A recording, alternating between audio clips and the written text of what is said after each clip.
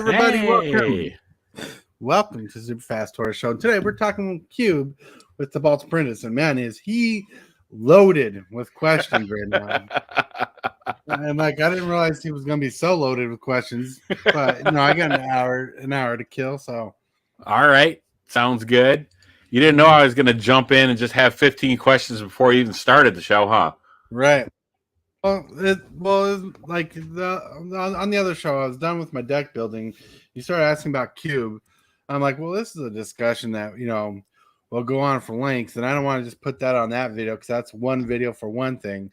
And I'm like, well, we can jump on it live and just do the whole video. Then anybody who jumps in can learn from the questions or get an idea.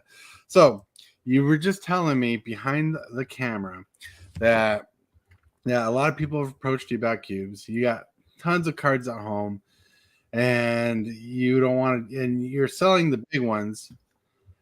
And but you want to do stuff with the cards so they're just not dead, basically, not just laying around. Yeah. I don't need another pile of cards stacked up to my eyeballs laying around the house here.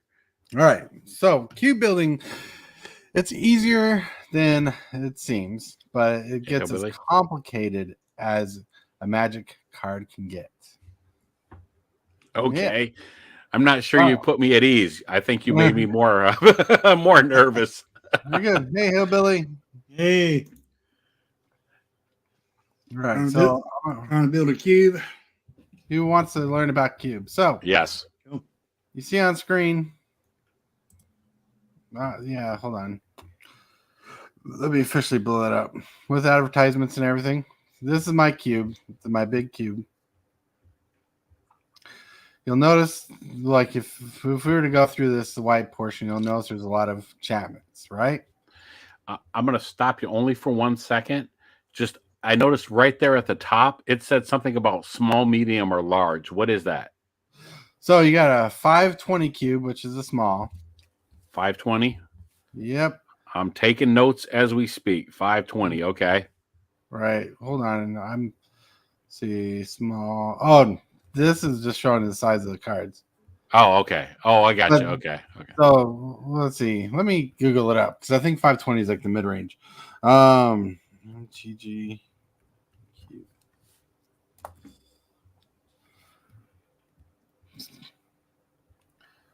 So you got a 360 cube, which is the smallest cube. That's exactly an eight player draft. Okay. You got a 540. 540, which is a 16-person draft. And you got a 720, which is the largest you really want to go without going any further. Right. Which can be more than 16 people draft, but let's 16 people. Let's 8 people play sealed comfortably. Okay. And it brings them variance. So it's always good to start with like 540 cards as a medium-sized cube. 360 if you're trying to make something succinct and just for 8 players. Okay. All right. So, anyways, because like if this cube would be a large cube if on this scale of small, medium, large. So, anyways, like I was saying, like if you look through here, other than there's angels, like there's angels in here, but you'll notice the white is an enchantment theme, right? Mm-hmm. You got the Celestial Archons enchantment. You got a handful of enchantments down here that just do different enchantment things. You got auras, enchantments. Right. The point of the enchantments of this cube is not only just to have like a theme or an archetype for white, but the enchantments are also here because blue-red also deal with prowess. Prowess cares if a spell's a non-creature spell. So the enchantments splash into blue-red, making Jeskai and a prowess archetype. Okay. So what I'm saying and what I'm getting at is you want your colors to find ways to interact with each other so people can build different decks. Okay. Like someone can build a blue-red deck, and it could be a blue-red dragon deck or a blue-red prowess deck. But like when they're drafting, if they see a white card, let's say they're drafting blue-red prowess, and they see Banishing Light, like right here, Hmm. This is a removal that triggers off prowess, Okay. right? So It's about would fitting those synergies in. Go ahead. okay. So that's the next question then. How many themes or how many keywords or how many different things are you building around? Like, I mean, just pulling this together, how many strategies are you building around? Are you sticking to just 2 or 3? Or I guess that's the best way to ask it. So let me simplify this for you. You're overthinking it. Okay. General thought is one theme per color or color combination. Okay. So like white's enchantments, right? Right. White's going to do white things with enchantments, and enchantments are going to be built. Like this cube right here is a multicolored cube. There is a very low chance you're going to draw off the monocolored cube, monocolored deck. Okay. But also at the same time, you can build your deck to be more monocolored specific. What you want to do with colors is have monocolored themes. Like let me step you into the world of blue here. If you look at blue, Mm-hmm. you draw, you draw, you draw, you mill, you draw, you bounce, you board wipe, you bounce, you know. But one thing you'll notice in blue is blue white has enchantments for control. And you get things like Hypnotic Siren in here to steal a creature if you want to, or have one drop. Or you have something like Thassa's God of the Sea to make a creature unblockable until turn, but it's an enchantment, so if it's a Prowess theme, if it's not activated, right? Then in here you got Control Magic, you got Corrupted Conscience, but you got a Prowess theme in here. We care about casting on creature spells, and you got some control. Blue's really heavy in control. I've been trying to water it down for a while. But going with the non creature prowess theme, I shoehorned in a ton of planeswalkers. You got Jace Bellerin, Jace Cunning Castaway, Jace the Mind Sculptor, Jace Wielder of Mysteries, Jace Memory Adept. If you didn't know, I like Jace. I could tell. Jace Unraveler Secrets. Well, so I didn't just put Jace in here just because he's my favorite planeswalker, but planeswalkers are prowess triggers. Non-creature spells will trigger prowess, and that's what those are. And they're workarounds for extra abilities and multiple abilities. Hence why in blue you get Brainstorm, Consider, Mystical Tutor, Opt, Thoughtseize, Vapor Snag, Anticipate. All draw spells that are cheap cantrips and not that trigger off prowess, which I need to work on my prowess in red itself. But as you go down, you'll see there's not a lot of creatures in blue because it cares about enchantments and prowess things. There's a good amount of enchantments in blue, but blue cares about prowess. So generally speaking, you're just leaning into the color pie, basically. I mean, each color is going to do what each color does. Okay. Mm-hmm. Again, like I said, I'm overthinking it. That helps simplify it, helps bring it down a little bit more. But then the next question becomes, are there any general numbers for the types of spells that you put in there? Like, do you put 35 sorceries? No. 70? Okay. No. Tell me about that. No. Like there's very few creatures in blue. There's some creatures in white, but like green has a handful of creatures. Mm-hmm. One thing to think about is when you're deck building from a cube, you're going to be splashing different colors. So you want the colors to do what they do best. Like, let me go to mono green. Mono green does what green does best. You got 1, 2, 3, 4, 5, 6, 7, 8 mana dorks, right? Right. Out of a ton of cards, you got things that care about landfall in this portion of the cube. Like green is probably the most well built color in this cube, to be honest. Okay.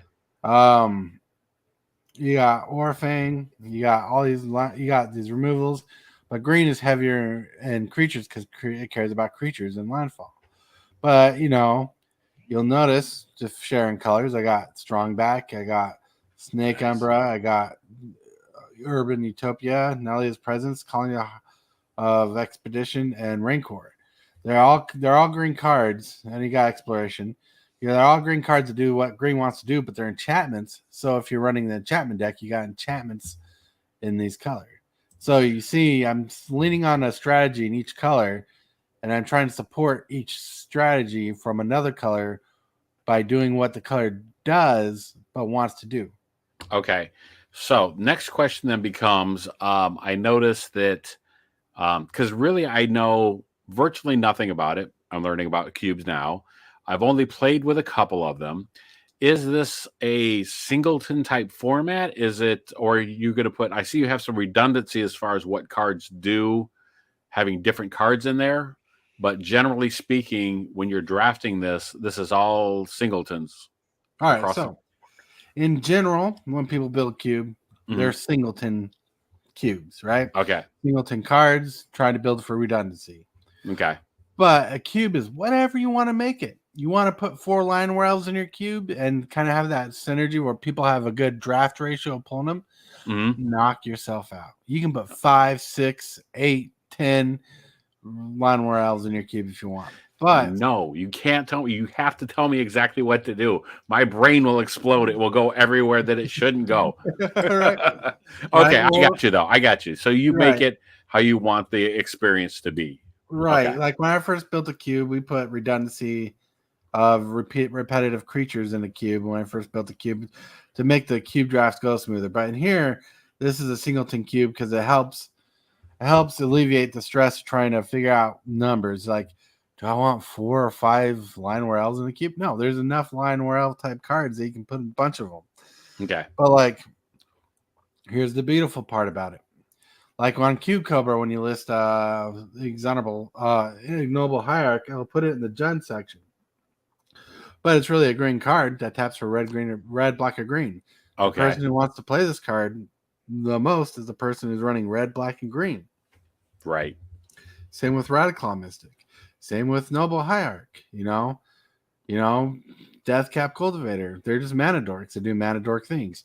Right. Like in this multicolored cube, and you can't tell that right now because we're just going through the monocolors, is like you want to fit things to where they want to go. And you're going to put powerful cards over powerful cards. I mean, if you got a Bone Sabers just lying around doing nothing, put it in the cube. It's a powerful card. Okay. All right. Fair enough. I guess what I was saying earlier and stuff was I was thinking that since I was busting open a box of Eldritch Moon, I would be using all of the cards in there. But really sounds like what you're telling me is I should just like pull one of each card and start maybe building out from there, finding other cards that support the cards that I've taken out or the cards that I'm adding into the cube, the ones I pulled out, added to the cube, and then start reaching out from there. And maybe if I do want to keep the theme being Innistrad, I should find other zombies maybe then to add from other sets. Right. To redundant. Okay. The cube essentially is putting the best draft experience together, right? Okay. Your version of the best draft experience. Okay. Like one thing I've been doing is I've been converting my cube into more of a Ravnica style cube. Hence why Dark Confidence in here. You gotta that's why when I was looking at the cards today on the deck list, I'm like, this card's from Ravnica Tutors. That should probably go in the cube. But there's a discard theme where look, Crypt Breakers in the cube. Yeah. Big Game Hunter, but like this, my cube focuses on a reanimation a lot, and the creatures are just big bad flyers, demons, but like one of the big baddies in this black cube portion is Phyrexian Obliterator, for those people who play it, because like look, Phyrexian Obliterator costs 4 mana. No one wants to run that in a deck like in a multicolored deck. So what are you going to do? You're going to put it in a reanimator deck. Right. The most beautiful thing about a cube? What's that? You can run band cards from other formats like yeah. Nice. Right? So if you got a Grizzlebrand just chilling out in your collection somewhere, that's very Avacyn. Very Avacyn. It's very flavorful to the set you want to build around the Innistrad set. right? If you got one floating, just put it in the cube. No one can tell you any different because it's not banned in cube. The only cards that are banned in your cube are the cards you just don't put in it. Gotcha. Right? Gotcha. Right? Like there's Avison themes and there's Phyrexian themes like Skin Render. Right? Of course, I got my Lilies. I need to get another Dreadhorde General to put in here for the Ravnica theme. Nice. Lilies are one of my other favorites. Yes. You know, definitely. But she's also very Innistradish. Look at that. She's from yes, Innistrad. For sure. Right? Yeah. You know, so you got to have fun with it. So the reanimator portion of this cube is, and James Willis really helped out with the black portion, and my son got me some of the cards. Like this demonic tutor came from a Christmas gift. Oh, sweet. This Mark the Greatest. Hey, Captain Waffles. Birthday box. Captain Waffles, hello. Sorry, I can't read chat, so no problem. Hello. I just happened to see that pop in and stuff. And TCG dude's there. TCG dude, right? As well as Brandon. But like you can run Exquisite Blood in the cube, right? If you want. And I am running the combo, so if someone happens to pull it off. All right. You know, combos are a horrible idea to kind of put in the cube if you're relying on people to pull them. Right. They're not horrible if the pieces are good by themselves. Gotcha. Right. So then the next question. Sorry, I'm bouncing all over, and I'm just got so many questions for you. Yeah. So many. How does a cube go after you've got it built? Like what is it like? So you just reach in there and grab a handful of cards and start making something, or how does that go? All right. Best question ever. So you shuffle up the cube really good. Mix and mix, right? Mm-hmm. Then you grab, and each player, unless you want to do it yourself, each player makes 3 packs of 15 from the cube. Okay. At random, right? Right. And you treat each pack as its own pack, and you take one of those packs and you draft it like you normally would do a draft. Okay. The one that's pack's gone, you open the second pack. Okay. Right? So it's literally drafting from a box. The cards in the cube are what you're drafting. You make randomized packs from them. The reason why I love my cube being so big is we can do sealed events when we're doing sealed events. Okay. So the question becomes like, how do you set them up as a pack? I mean, do you pull from an instant here, or not instant, but you randomly pull them. Randomly pull them. So like you could get a god pack where everything is because you're drafting, right? So you only get to pick one. It doesn't matter what's in there because it's going to get passed around, I guess. Right. Okay. And there's no such thing as a god pack in your cube because you're building your cube is supposed to be the best cube designed by you. Right. Well, what I was thinking though was like, it's going to be full. Like I just happened to pull 15 rare cards or whatever. Oh, but like I said, it doesn't matter because you're going to pass that to the next person anyhow. You only get one of those yourself. It passes to the next person, right, and so on. Okay. And thinking of god packs, there's a common mistake a lot of new cube builders try to do. Yeah. All right. Yeah. What would that be? Rarity does not exist in cube. Okay. All right. All right. You can have as many mythics in there. You can have as many commons in there. You can have many uncommons, right? Mm-hmm. You want it to fit the theme. You want the cards to fit the theme. So don't try to put like, I want 10 uncommons, 5 rares, and 2 mythics in each color. No. Okay. Just put everything in there you want to put in there. Don't care about rarity. Make a deck out of it. Like for example, you like the one card you like is that Crypt Breaker, right? Yeah. A red variant of that card that's really good. What's that? Vashino Lashclaw. Oh, okay. That's good for the Rakdos. All right. Reanimated deck. Yeah. So he helps you discard a card. Okay. And then gives your creatures haste. The nice thing about that is if you discard a card, give your creatures haste, reanimated creature, it still gains haste off that ability. Right. Okay. Right. All right. So I've got to throw out everything I know and just start over again. Well, think about which is good. Magic. No. I mean, that's a good thing because, like I said, you hit it on the head there where you said that I've got some preconceived ideas, some preconceived notions of what it should be and shouldn't be. But Right. yeah, so just get rid of that. Just make the experience that you want by throwing those cards together in the cube, Right. leading into what each color does. Okay. Yeah. Second mistake people make when building a Mhm. cube. Do not build a deck in the cube and expect people to play it. Right. Right? Do not build Right. the landfall deck and think someone's going to build the landfall deck and you're just going to get it. You're going to time of your life watching someone play landfall. No. People are going to pull the best cards for the deck. If it say you made a mono green landfall deck and you just can't wait to see someone play it, but all you Uh-huh. see them is playing is green red aggro, Right. people are gonna play green red aggro because it's the best cards. Or Right. maybe go gory shenanigans, right? Right. Do not build a deck. Build So an archetype. separate your experience from it for a more generalized experience. Oh yeah. So Well, Captain Waffles wants to know, what's the power of your cube? Is it a power I don't cube know. or is it just I don't know how to judge the power of a cube because different colors make different power levels, right? Mhm. Like red, like I can tell you, mono red Mhm. is not super aggro in the beginning, but has some power pump dragons. Because that's one thing I Okay. did in red is I wanted dragons to be a main thing in the cube, which that new dragon I got, Mhm. the Alvera Hellkite, I wanted the dragon. Like you'll notice, Ooh. I got Nestling Dragon, I got Skalgar Hellkite, I got Stormbreath Dragon, Thundermaw Hellkite, I got Wrathful Red Dragon, Akuma Hellkite, I got Flames Blast Dragon, I got Hellkite Charger, which is infinite combat combo in this cube if you pull it off. If you But can he's pull pretty it good off. by Okay. himself. I got Inferno of the Okay. Star Mounts. I got Balefire Dragon. You know, I got a handful of dragons.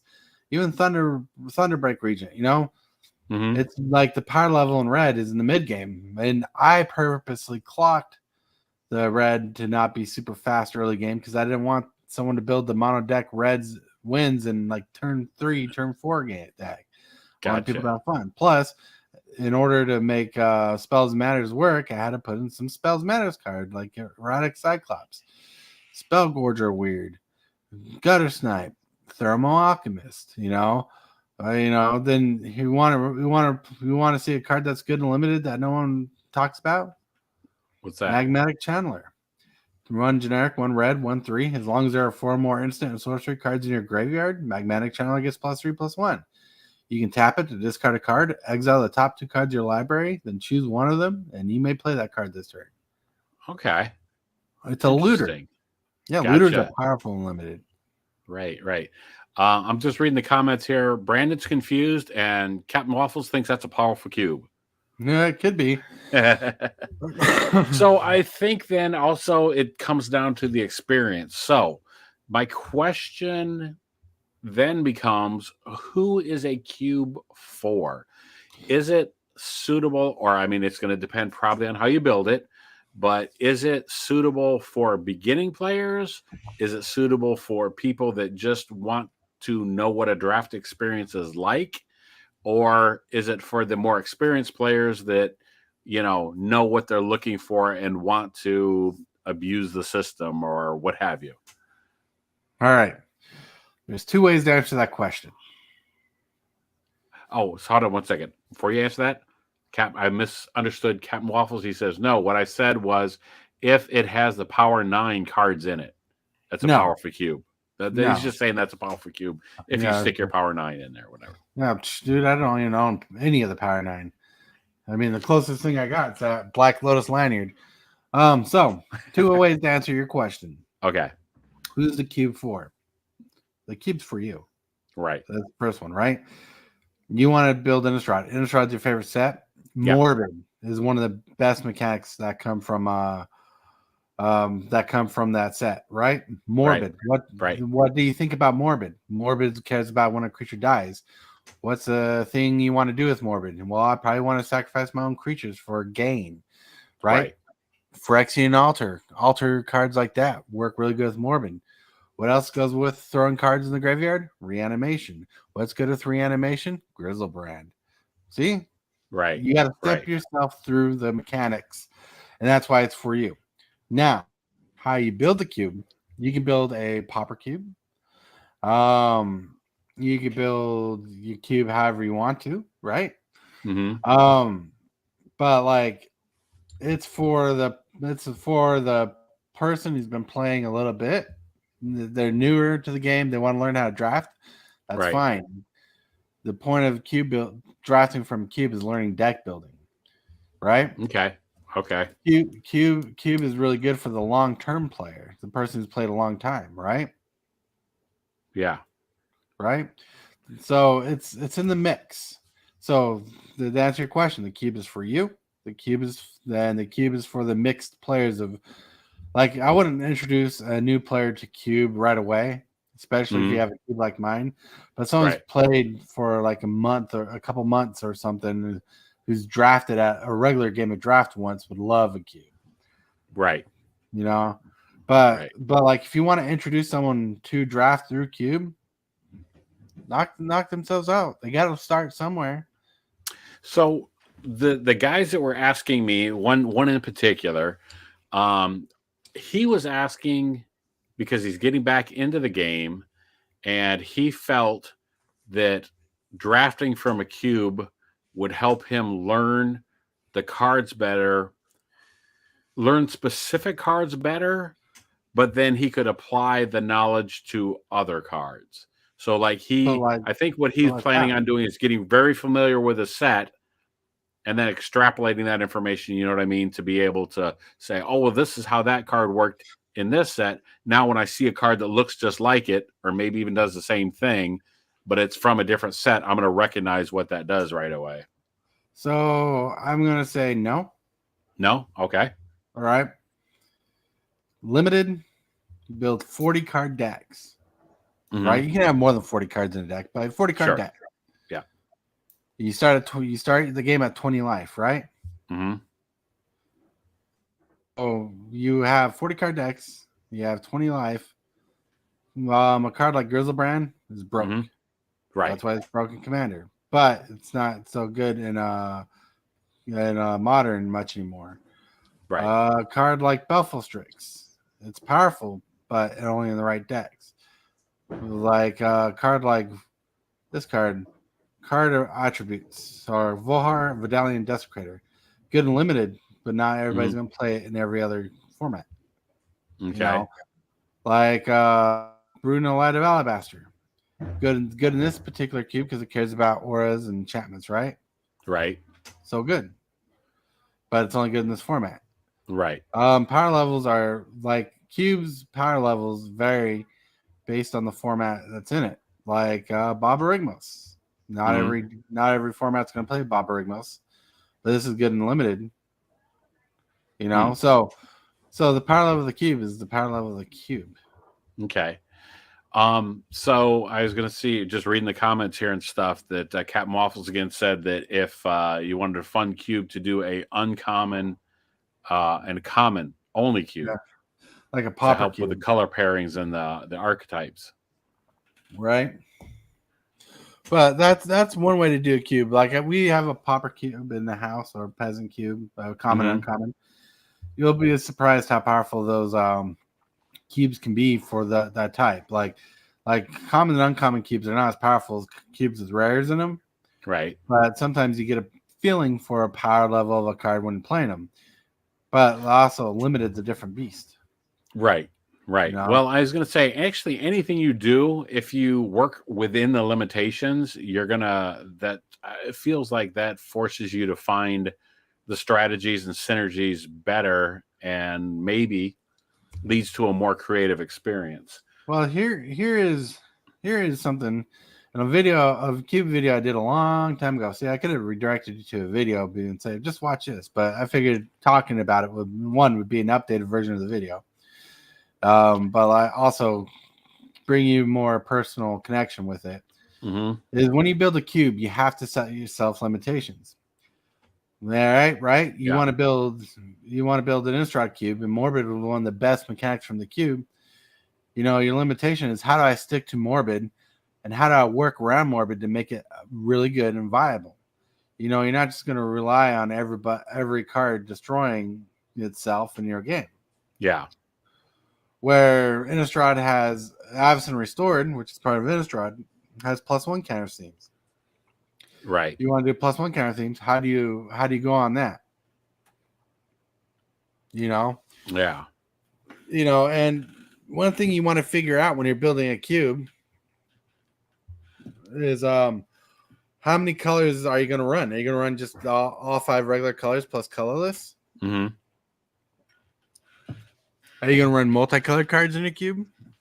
Right. Are you going to run tri-colored multicolored cards in your cube? Hmm. Yeah. Like my cube has 2 color pairings, as you can see right here. But also for a butt ton of 3 color cards because I want people to go in. I know my cube's a red cube, but I run Eldrazi's. Okay. Just because I love Eldrazi's. I tried putting in stuff I love. Okay. Fair enough. It's your cube. You can do whatever you want. Right. I'm getting that. Okay. Right. But you want to have fun. Like in my cube, there is a +1 counter theme, like Varsity Cats and white for it. Right. More +1 counters come in the green portion where you got Pelucranos World Leader, you got the dude, you got Vertus Gearhawk. I can't see him right now, but Vertus Gearhawk's in here. Right. You also got Bone Splitter, for +1 counter themes. But you also got Landfalls, right? Gotcha. But when people are drafting, they're not going to see all these green cards meshed together like this. Right. Right? Oh yeah, Right. and we got Primordial Hydra in the cube for +1 counters. Okay. But people are going to see bits and pieces of this. So they might see a Beast Whisperer, they might see a Worldly Tutor, they might see a couple pieces of Ramp. Right. They might see Strongback. They're going to pick Right. one of those cards in a pack, and they're going to pass the rest off, and someone else is going to pick whatever they want. Right. Right. Somebody else is potentially going to grab it. Right. Gotcha. With what I did with the monocolors, I built their own synergies, right? Their own archetypes. Mm-hmm. Then what I did with the multicolored section is I tried tying in synergies. Like, look at Blue-White. Blue-White is Control, Sphinx is Revelation, Teferi's Time Leveler, Narset Transcendent, Righteous Authority, Time Wipe. You got this little doohickey, which actually ties into the Jeskai Spells Matters deck. Right. But it still works with enchantments. You control, you got Brunelite Alabaster, you got one of your favorite Spirit Supreme Judge cards. Yeah. So I tried tying them in together. Like blue-black kind of mills works with the graveyard. You got Glimpse Unthinkable where you can target yourself. You got Mind Grind to target an opponent. You got the Ancient One who cares about the stuff in your graveyard. So with the multicolored theme, I tried tying in the themes even stronger. Like you got Consuming Aberration. So you got self-mill and mill in the deck. Right. Right. Right. So when you did this, when you built it, did you build? So you said you have multiple cubes. Is it better? Well, I'm going to say it's probably better to start out with one cube and then tweak it until you're happy with it. But at what point did you decide, well, I need to build another cube with a different set of limitations? Was that just a decision that you made, or is it, did you just exhaust the possibilities for a single cube? Well, there's some sad truth. The cube is never done. Every time they update and come out with new cards, you're like, I want to put this in the cube. Okay. And you start pulling cards out of the cube. Right. You're like, man, it sure sucks. This card is not being played. It's still a good card, but this other card's better. What am I going to do? Okay. Well, maybe I just should build another cube. Gotcha. All right. But anyways, I don't this is my main cube. The Pauper cube is my son, or the Peasant cube is my son's cube. I built that for him. It's a fun cube. But we play the main cube the most. And I'm tweaking around to make it more of a Ravnica style cube. Right. But don't try to think about other cubes. Just try to build one cube. It's taken me several years to build this cube to the way I wanted it. Right. Right. And Captain Waffles here, I was going to say this next, but he said it first. Says it's like building a commander deck, updates them, build more. But when you're building each color, build each color like it's a commander deck. Okay. You want red stuff, just put in all the best stuff that you want in your commander deck. Multicolored stuff that fit that theme. build it like a commander deck. People are going to pick and choose. Right. Because you can have a reanimator deck with spells matters. Hell, my wife's made a 5-color deck out of the cube and beat my butt with it, and I didn't even think that was a possibility. Wow. Nice. Well, like I said, it's that challenge comes from the limitations that you place on it, and like I said, it's only limited by your imagination, though, when it comes down to it. Well, think about it this way too. If you're going to think about a challenge, challenge yourself to put together the cube, fit the themes, and challenge other players to build the best decks out of the cube. Yeah, sure enough. You know, I got a question. Are all decks just 40 cards? They're a minimum of 40 cards. They can, like, usually when I build a deck, it's like 23 cards, 18 or 19 lands based off the deck. Okay. Yeah. How do you know how many lands? You have lands set aside, pre-sleeved, ready to go. People can go through pull out the lands they need. And how do you figure out lands? Well, if you learn drafting, you learn that yourself. You're running 40 card decks. You're running like 20. Let's see. I'm usually thinking it's between 16 and 20 is what I'm thinking, but so 40 minus 17 equals. Captain Waffle says 24 to 17. But I mean, it also depends on the cards that you got too. Like if you're running something that's low to the ground, maybe you can get away with 18. So 23 cards, 17 lands is what you're basically going for. But and I was wrong in my numbers. I usually run 25 spells, 18 lands. Good rule of thumb. Okay, fair enough. But you'll learn that. Nice. You'll learn that pretty good. I learned it's pretty good to go a little over 40. But I also like to put in a lot of draw and stuff in my decks. Gotcha. For sure. You know, one thing you want to learn is get out of your comfort zone. Right. Well, what's your favorite colors in Magic? See, that's the problem. I try not to have a favorite. I try to play everything. But it's generally going to be black and red or black and green. Right. So black and red, black and green, Jund colors are like your favorite colors. Yeah. That means you struggle with blue-white. Yeah. Right? Yeah. Well, ask for help with blue-white cards. Find ways to make blue-white good. You want to do something particular. Build a commander deck that's strictly blue-white. Right. Build spells matters. Deck. Build a Jeskai deck that cares about playing spells. Make that deck good. Right. And a commander deck. Then when you're done, you can take the deck apart and put the cards in your cube. There you go. That's an idea because I don't necessarily need 30 plus commander decks. Right. Maybe I should start pulling some of those apart. I'm not, but I'm going to actually have 60 cards pretty soon. But no, that's a good idea though. I think I like that. I actually like the idea of taking a good hard look at some of the cards, the commanders that I have, and yeah, okay. Like when I first built my cube and we started playing it, I used to build a lot of Sultai decks. Then my wife started teasing me and making fun of me for playing only Sultai decks. So I'm like, well, it's because it's the most colorful. The most colorful for me. It was so good. But she's like, well, why don't you try playing other decks? Like, she challenged me to build other decks out of other colors.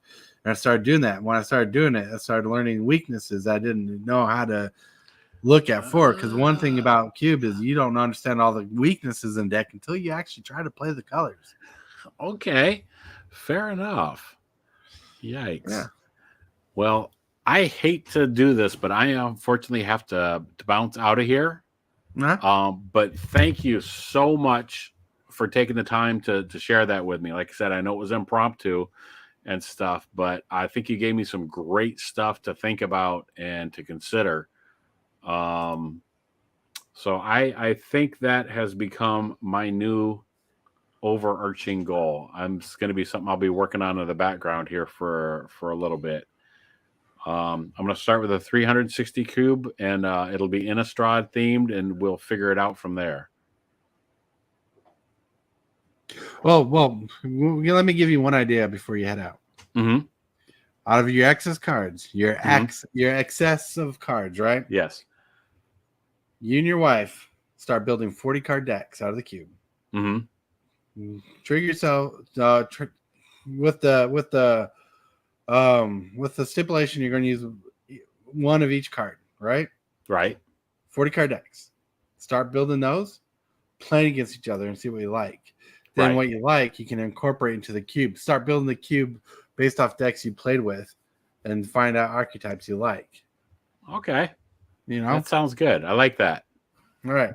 Well, anyways, we got to posted. Yeah, we got to wrap this up, anyways, because it's been about an hour. I want to thank you, Tibalt, for being here. Thank you guys for showing up. Captain Waffles, if I could, I'd join you at MagicCon, but that's an expensive trip. MTG Hillbilly, thank you for stepping on. You rock. You're awesome. You're all amazing. And you guys are all them. Well, you're just totally cool, and I pressed the wrong button over here. I want you guys to have a good night, and see you later at 8 p.m. Boom. Sounds good. All right. Hey. Shockwave! What is your command, Megatron? Subscribe for Magic the Gathering and other content for evil fun. Fear not, Megatron. Cybertron